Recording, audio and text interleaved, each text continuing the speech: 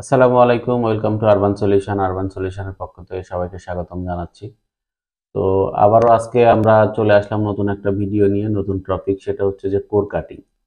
তো অনেকেই core cutting করেন, অনেকেই কোর কাটিং সম্পর্কে জানেন না, বা এই কোর কাটিং এর হোলগুলো কিভাবে সিল করতে হয় এই জিনিসগুলো নিয়ে আলাপ করব। কারণ আপনারা দেখে থাকবেন যে কোর কাটিং এর পাশ দিয়ে যে হোলগুলো করা হয়, হোলের যখন পাইপ দেওয়া হয়, পাইপের পাশ দিয়ে লিকেজ হয়, পানি আসতে থাকে। তো এইটা কিভাবে প্রপারলি সিল করা যায় সেই সম্পর্কিত আলাপ করব। তো প্রথমেই আসি হচ্ছে কোর কাটিং কেন করা হয়। কোর কাটিং সাধারণত আমরা দেখে থাকি যে স্যানিটারি যে কাজ করা হয়, বিশেষ করে বাথরুমের যে পাইপগুলো বসানো হয় সেজন্য কোর কাটিং করা হয়। পাশাপাশি বিভিন্ন ফায়ারের যে টাঙ্কি থেকে ওয়াল থেকে যে পাইপগুলো বের হয় সেই জায়গাগুলো থেকে কোর কাটিং করা হয়। তো এই কোর কাটিং অনেকেই হয়তোবা ওয়াল ভেঙে করেন, আবার অনেকেই কোর কাটিং এর মাধ্যমে করেন। তো আমি বলবো যারা হচ্ছে ওয়ালটা ভাঙতেছেন, এক্ষেত্রে হ্যামারিং করার হচ্ছে, আপনার কনক্রিটের ক্ষতি হচ্ছে, স্ট্রাকচারের ক্ষতি হচ্ছে।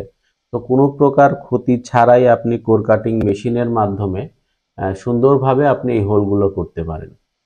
তো এই কোর কাটিং কিন্তু বিভিন্ন সাইজেই করা হয়। আপনার প্রয়োজন অনুযায়ী আমরা সব ধরনের কোর কাটিং এর সার্ভিসই আমরা দিয়ে থাকি।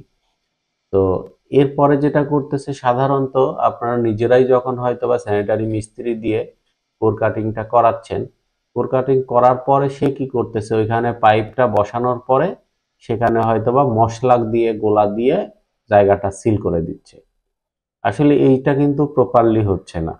আপনি যদি বাথরুমের কথা চিন্তা করেন, আপনি দেখবেন যে অনেক বাথরুমেই এই পাইপের পাশ দিয়ে পানি এসে এসে ফলস লাভ ড্যাম হয়ে যাচ্ছে, নষ্ট হয়ে যাচ্ছে। তো তাহলে কি তার মানে ওইখান দিয়ে পানিটা যে আসতেছে, মানে সে প্রপারলি সিলটা করে নাই, যার কারণে এই পানিগুলো আসতেছে। পাশাপাশি যদি আপনি কোনো টাঙ্কি থেকে ফায়ারের পাইপ বা কোনো পাইপ বের হচ্ছে, সেই টাঙ্কিগুলোর এই পাইপের পাশ দিয়েও পানি বের হচ্ছে। তো এটার প্রপারলি সিলটা করার ওয়েটা কি? তো আমরা যেটা বলি যে অবশ্যই আপনি পাইপটা বসানোর পরে জায়গাটাতে ভালো করে গ্রুপ করে নেন। গ্রুপ করে নেওয়ার পরে বন্ডিং এজেন্ট দিয়ে, মাইক্রো কনক্রিট দিয়ে, তারপরে হচ্ছে যে উপরে প্লাগ ইন করে দেন। তাইলে হইলো কি, আমাদের ৩টা স্টেপ হয়ে যাচ্ছে। প্রথমে হচ্ছে old concrete, new concrete bonding agent দিচ্ছি, দেন আমরা মাইক্রো কনক্রিট দিচ্ছি। মাইক্রো কনক্রিটটা কি, যেটা হচ্ছে আপনার একদম ফ্রি ফ্লো, ভিতরে ঢুকে যাচ্ছে, চুল পরিমাণও আর ফাঁকা থাকতেছে না। পাশাপাশি হচ্ছে কি করবে, মুখগুলোতে আবার আমরা কুইক সেটিং প্লাগ দিয়ে বন্ধ করে দিচ্ছি। তাইলে হইলো কি, আপনার ৩ স্তরের ট্রিটমেন্ট হয়ে গেল, ৩ স্তরের কাজ প্রপারলি সলিউশনটা হয়ে গেল।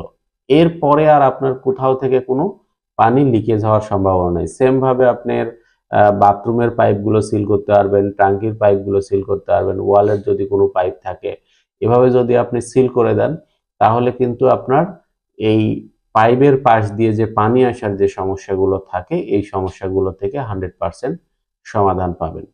তো বেসিক্যালি এই ছিল আমাদের কোর কাটিং এর আজকের এবং কোর সিলের আজকের ভিডিও। তো অবশ্যই কোনো কিছু জানার থাকলে কমেন্ট বক্সে জানাবেন। আসসালামু আলাইকুম।